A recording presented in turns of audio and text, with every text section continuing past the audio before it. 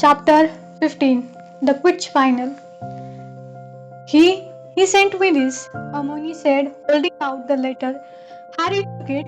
The parchment was damp, and an enormous teardrop had smuggled in the ink so badly in place that it was very difficult to read.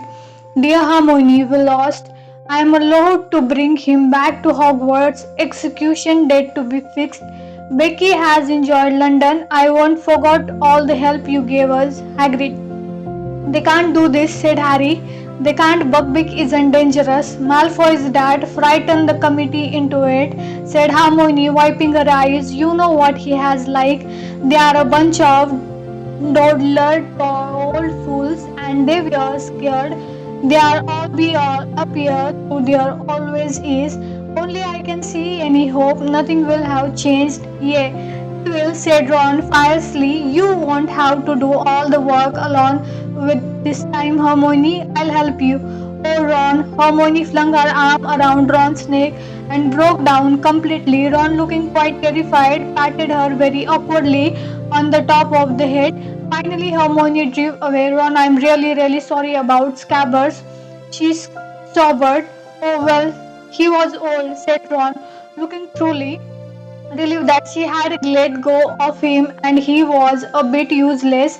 You never know, Mom and Dad might get me an owl now. The safety measure imposed on the students since Black's second break-in made it impossible for Harry, Ron and Hermione to go and visit Hagrid in the evening. Their only chance to talking to him was during care of magical creature lesson. He seemed numbed with shock at the verdict. She all my fault, got all tongue-tied. They was all stained there in black robes, and I kept dropping me note and forgetting all them dates. You look up for me, Hermione.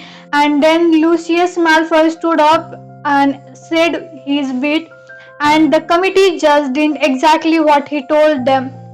There is a still appeal, said Ron furiously. Don't give up yet, you're working on it. They were walking back up to the castle with the rest of the class ahead. They could see Malfoy, who was walking with Crabbe and Goyle and kept looking back, laughing desperately. So no good, Ron said Hagrid sadly as they reached the castle step. The committee is in Lucius Malfoy's pocket. I'm just gonna make sure the rest of Becky's time is the happiest he is ever have. I won't him that. Hagrid turned around and hurried back toward his cabin, his face buried in his handkerchief. Look at him, bubbler. Malfoy, Crabbe and Goyle had been standing just inside the castle door listening. Have you ever seen anything quite as pathetic? Said Malfoy, and he is supposed to be our teacher. Harry and Ron both made furious moves toward Malfoy, but Hermione got their first smack. She had slapped Malfoy across the face with all the strength she could muster. Malfoy scattered. Harry, Ron, Crabbe and Goyle stood flabbergasted as Hermione raised her hand again. Don't you dare call Hagrid pathetic, you fool, you evil. Hermione said Ron weakly, and he tried to grab her hand as she swung it back. Get off, Ron. Hermione pulled out her wand. Malfoy stepped backward. Crabbe and Goyle looked at him for instructions, truly bewildered. Come on, Malfoy muttered, and in a moment all three of them had disappeared in the passageway to the Dagon. Hermione, Ron said again, sounding both stunned and impressed.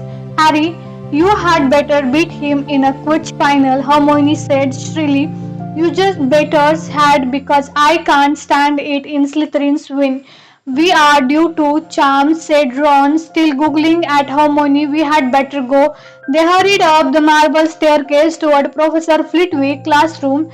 You are late, boys, said Professor Flitwick respectfully. As Harry opened the classroom door, come along quickly, warned out. We are experimenting with sharing charm today. We have already divided into pairs. Harry and Ron hurried to the desk at the back and opened their bags.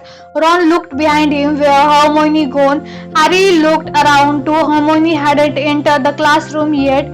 Harry knew she had been right next to him when he had opened the door. That's weird, said Harry, staring at Ron. Maybe she went to the bathroom or something, but Hermione didn't turn up all lesson. She could have done with the cheering charm on her too, said Ron as the class left for a lunch, all grinning broadly.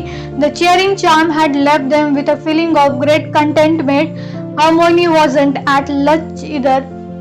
By the time they had finished their apple pie, the after effect of the cheering charm were wearing off, and Harry and Ron had started to get slightly worried. You don't think Malfoy did something to her? Ron said anxiously as they hurried upstairs toward Gryffindor's tower.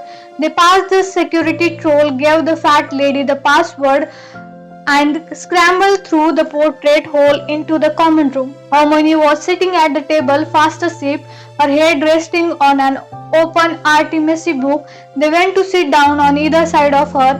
Harry prodded her awake. What? Said Hermione, waking with a start and staring wildly around. Is it time to go? Which lesson have we got now? Deviation, but it's not for another 20 minutes, said Harry. Hermione, why didn't you come to Charms? What? Oh no, Hermione squeaked. I forgot to go to Charms.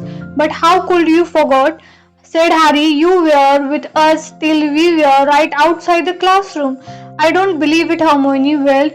Was Professor Flitwick angry? Oh, it was Malfoy. I was thinking about him and I lost track of things.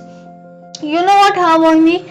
Said Ron, looking down at the enormous Artemisy book Hermione had been using as a pillow. I reckon you are cracking up. You are trying to do too much. No, I'm not, said Hermione, brushing her hair out of her eyes and staring hopeless around for her bag.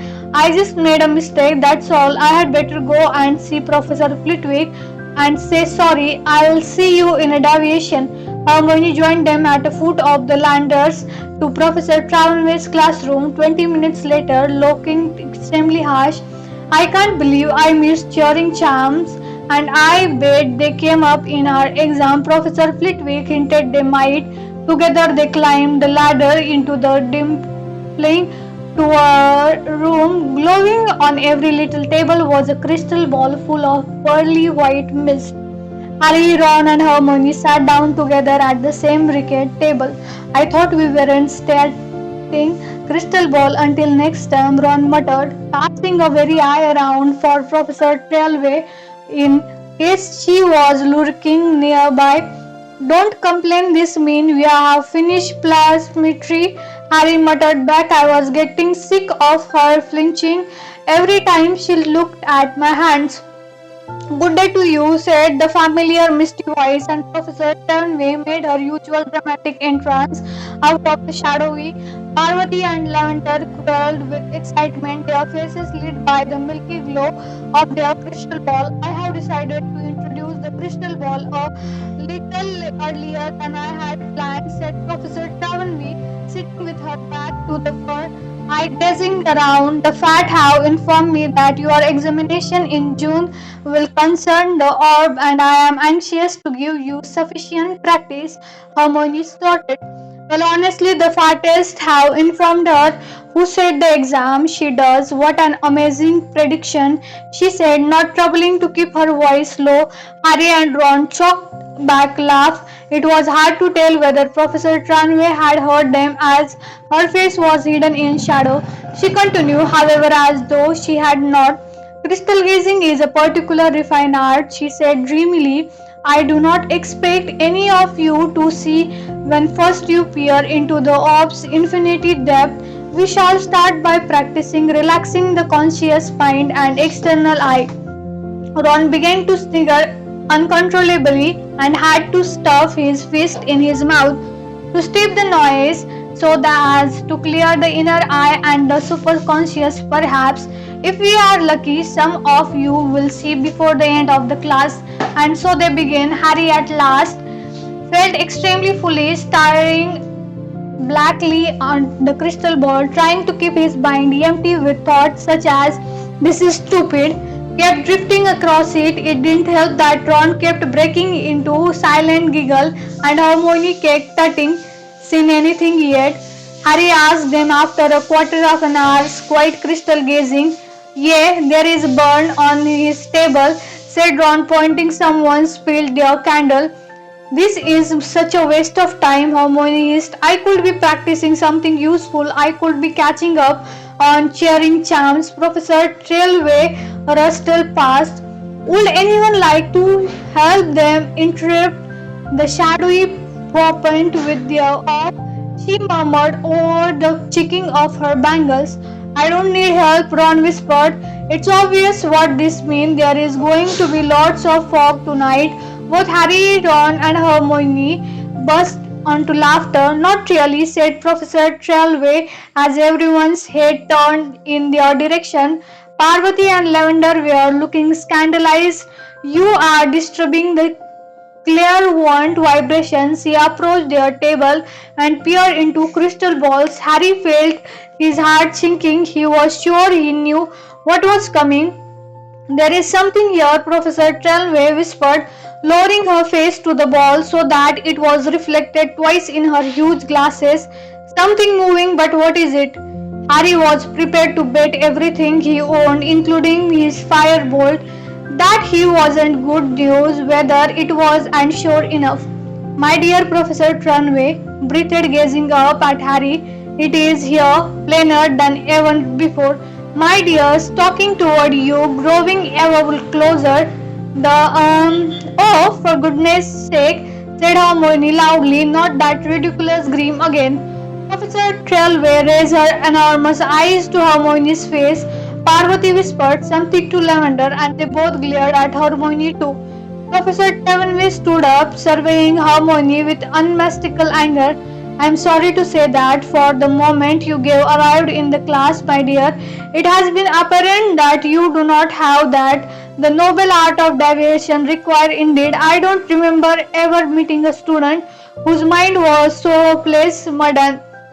There was a moment of silence. Then, fine, said Hermione suddenly, getting up and cramming, unfogging the future back into her bag. Fine, she repeated, swinging the bag over her shoulder, and almost knocked Ron off his chair. I gave up, I'm leaving.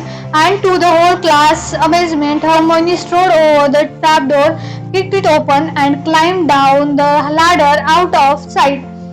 It took a few minutes for the class to settle down again. Professor Trelawney seemed to have forgotten all about the grim.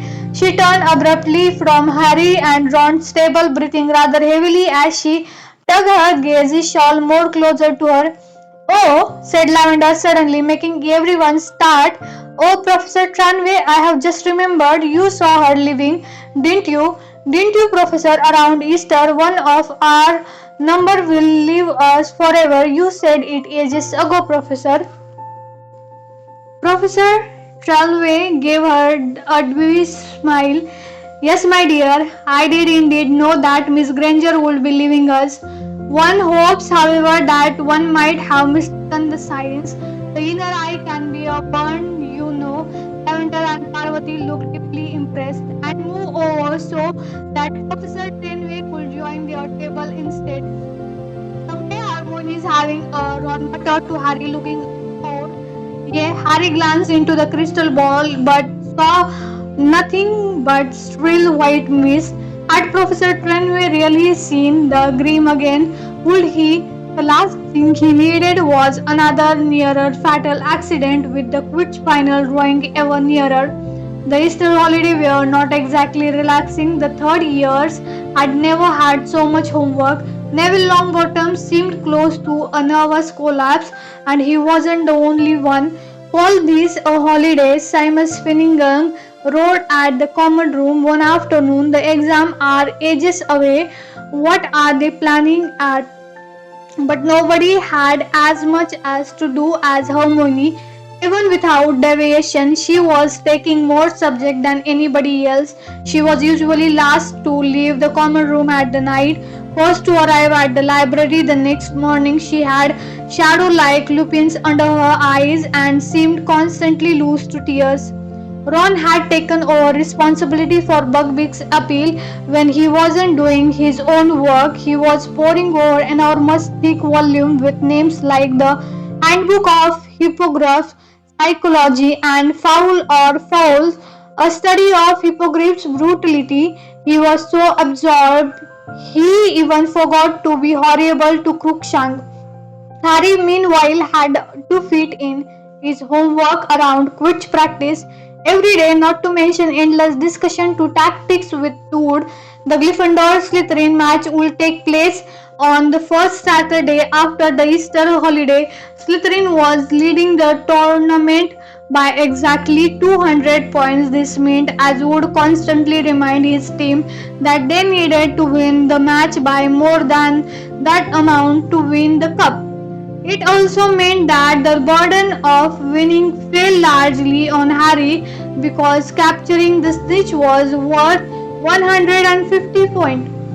So you must catch it only if we are moving than 50 points up, Wood told Harry constantly. Only if we are more than 50 points up, Harry, or we win the match but lose the cup. You have got that, haven't you? You must catch the snitch only if we are. I know, Oliver, Harry yelled. The whole of the Gryffindor house was obsessed with the coming match. Gryffindor hadn't won the Quidditch Cup since the legendary Charlie Weasley, Ron's second oldest brother, had been Seeker. But Harry doubted whether any of them even would wanted to win as much as he did. The enmity between Harry and Malfoy was at the highest point ever. Malfoy was still smarting about the mud throwing incidents in Hogsmeade and was even more furious that Harry had somehow wormed his way out of punishment. Harry hadn't forgot Malfoy's attempt to sabotage him in the match against Ravenclaw, but it was the matter of Buckbeak that made him most determined to beat Malfoy in front of the entire school. Never in anyone's memory had a match approached in such highly charged atmosphere, but the time the holiday were over, tension between the two teams and their houses was at the breaking point. A number of small smurfs broke out in the corridor, culminating in a nasty incident in which a Gryffindor fourth year and a Slytherin sixth year ended up in the hospital wing with legs sprouting out their ear. Harry was having a particular bad time in it. He couldn't walk to class without Slytherin sticking out their legs and trying to trip him up. Grab and Goyle kept popping up whenever they went and slouching away, looking disappointed when they saw him surrounded by people. Wood had given instruction that Harry should be accompanied everywhere he went in case the Slytherin tried to put him out of the action. The whole Gryffindor house took up the challenge enthusiastically, so that it was impossible for Harry to get the two classes on time because he was surrounded by a vast chattering crowd. Harry was more concerned for his firebolt safety than his own.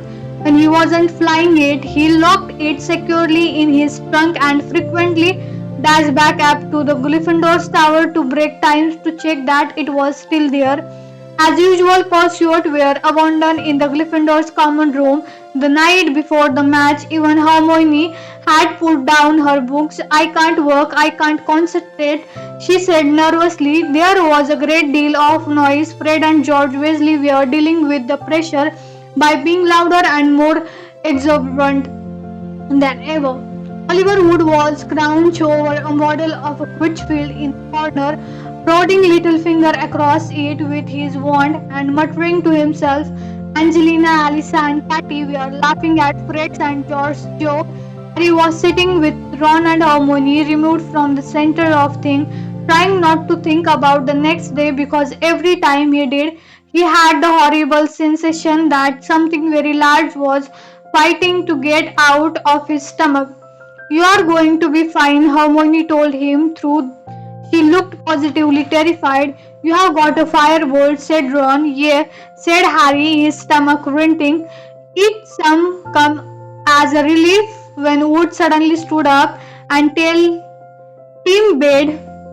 Harry slept badly. First he dreamed that he had overslept and that Wood was yelling, Where are you? We had to use Neville instead. Then he dreamed that Malfoy and rest of the Slytherin team arrived for the match, riding the dragon, as was flying a breakneck speed, trying to avoid a spurt of flames from Malfoy's speed mouth when he realized he had forgotten his firebolt. He felt throughout the year and woke with a start.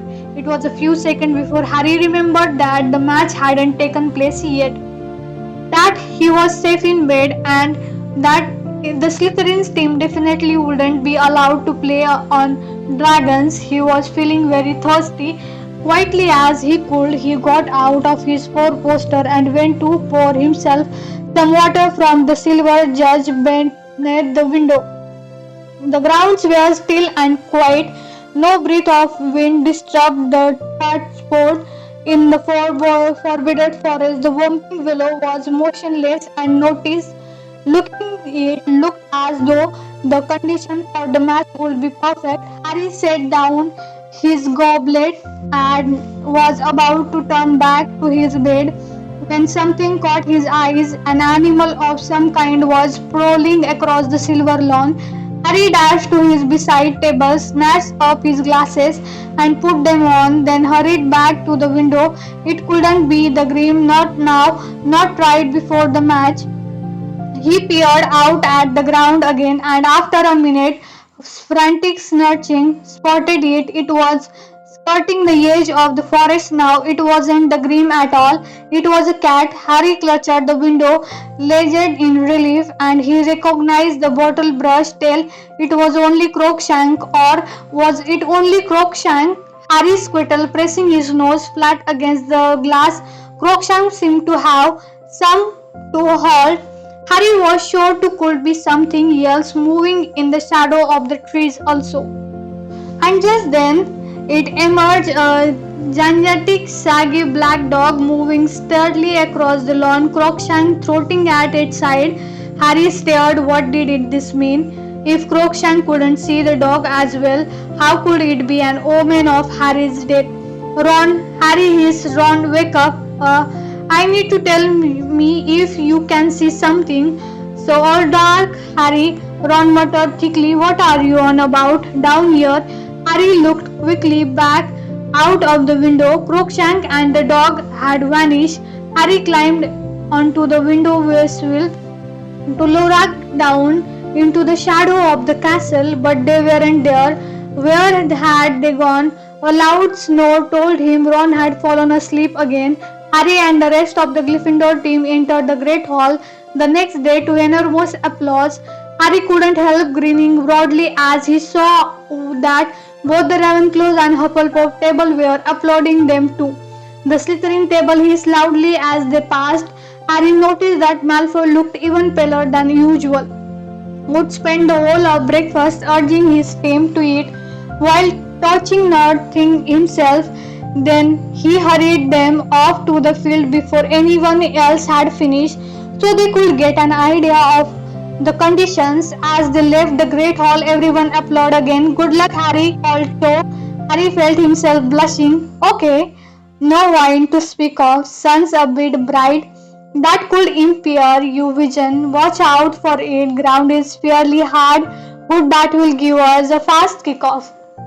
Wood paced the field, starting around with the team behind him. Finally, they saw the front door of the castle open in a distance and the rest of the school piling onto the lawn. Upper room, said Wood tersely. None of them spoke as they changed into their scattered robes. Harry wondered if they were feeling like he was, as though he had eaten something extremely riggy for breakfast in what seemed like no time at all. Wood was saying, okay, it's time to let's go. They walked out into the field to a tidal wave of noise. Three-quarters of the crowd was wearing scarlet rosette, waving scarlet flags with the Gryffindor's lion upon them, or brandishing banner with a slogan like Go Gryffindor and Lions for the Cup. Behind the Slytherin goalpost, however, 200 people were wearing green. The silver serpent of Slytherin glittered on their flags, and Professor Snape sat in the very front row wearing green like everyone else and a very grim smile. And there are the Gryffindor Lee Jordan, who was acting as commentator as usual. Potter, Bell, Johnson, Spinnet, Weasley and Wood, widely acknowledged as the best team Hogwarts has ever seen in the good few years. Let's comment were drowned by a tide of booze from the Slytherins end, and here come the Slytherins team led by Captain Flint. He's made some changes in the lineup and seemed to be going for a size rather than skill. More boos from the Slytherin crowd. Harry, however, thought Lee had a point. Malfoy was easily the smallest person on the Slytherin's team. The rest of them were enormous. Captain shook hands and Madam Hooch, Flint the Wood approached each other and grasped each other's hand very tightly. It looked as though each was trying to break the other's finger. Mount your broom, said Madam Hooch. 3, 2, 1. The second of her whistle was lost in the roar from the crowd as 14 broom rose into the air. Harry felt his ear fly back off his forehead. His nerves left him in the thrill of the flight. He glanced around. He saw Malfoy on his tail and sprint off in search of Snitch. And it's Gryffindor in possession. Alicia Spinnet of Gryffindor with the quaffle, heading straight for the Slytherin goal post, looking good. Alicia, no.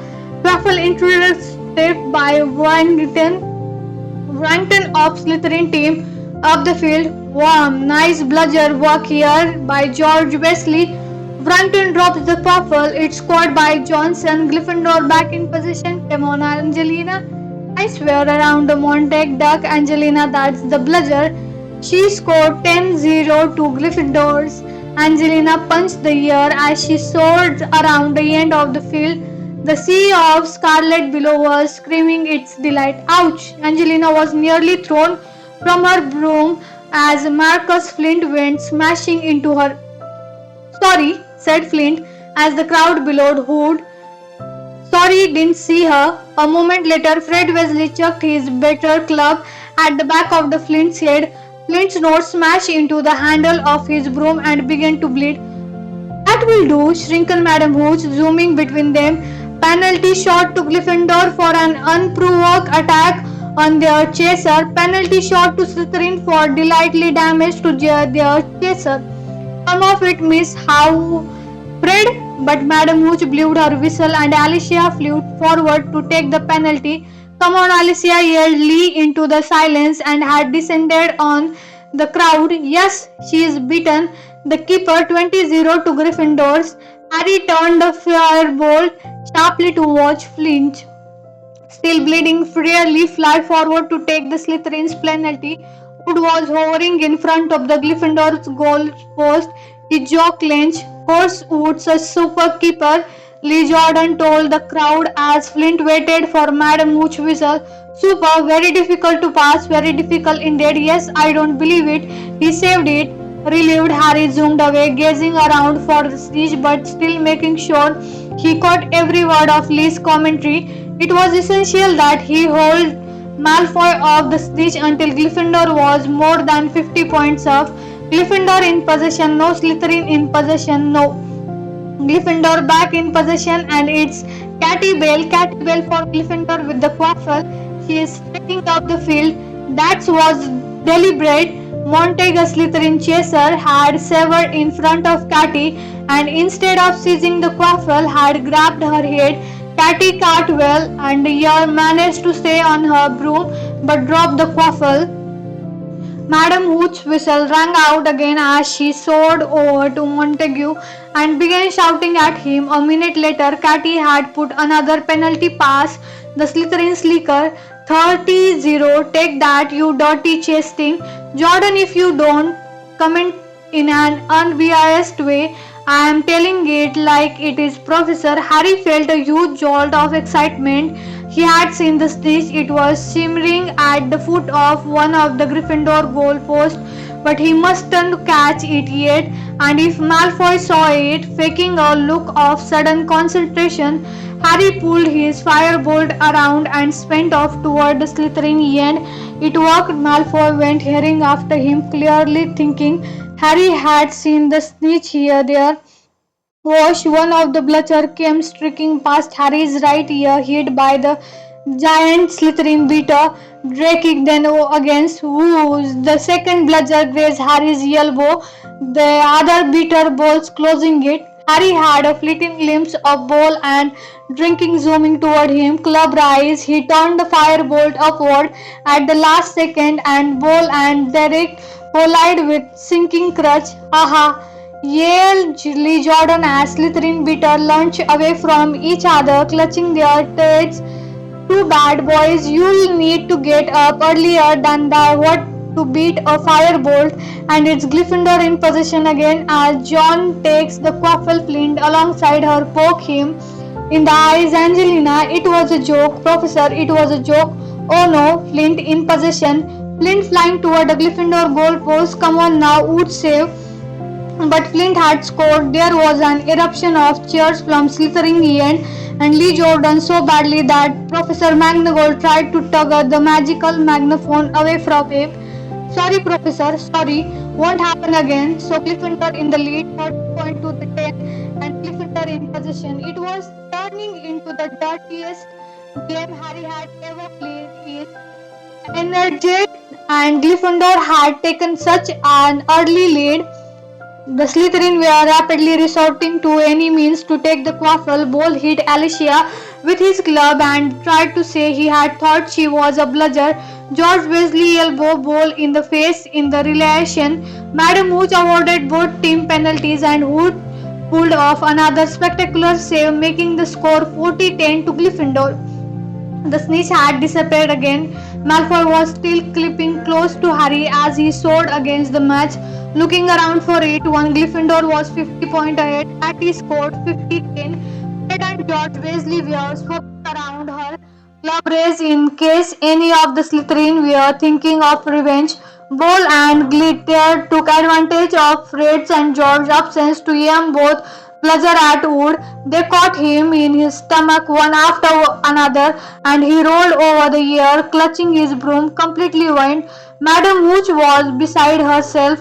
You do not attack the keeper unless the quaffle is within the score area. She shrieked at the ball and Derry Gryffindor penalty, and Angelina scored 60-10. Moment later, Fred Weasley pelted a bludger at Warrington, knocking the quaffle out of his hand.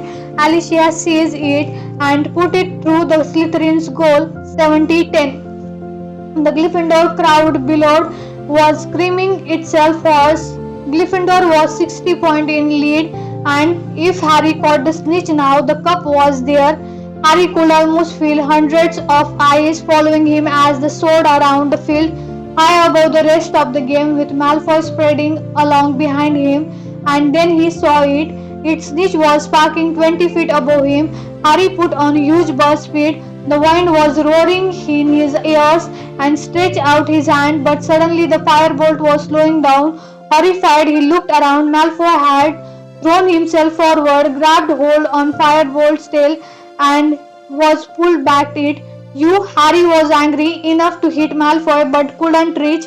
Malfoy was patting with the effort of holding one of Firebolt, but his eyes were sparkling maliciously. He had achieved what he had wanted to. The snitch had disappeared again. Penalty, penalty to Gryffindor. I have never seen such tactics. Madam Who scratched shooting up to where Malfoy was siding back onto his Nimbus 2001. You cheating scum! Lee Jordan was howling into the microphone, dancing out of Professor McGonagall's reach. You flitty cheating! Professor McGonagall didn't even bother to tell him off. She was actually shaking her finger in Malfoy's direction. Her hat had fallen off and she was shouting furiously.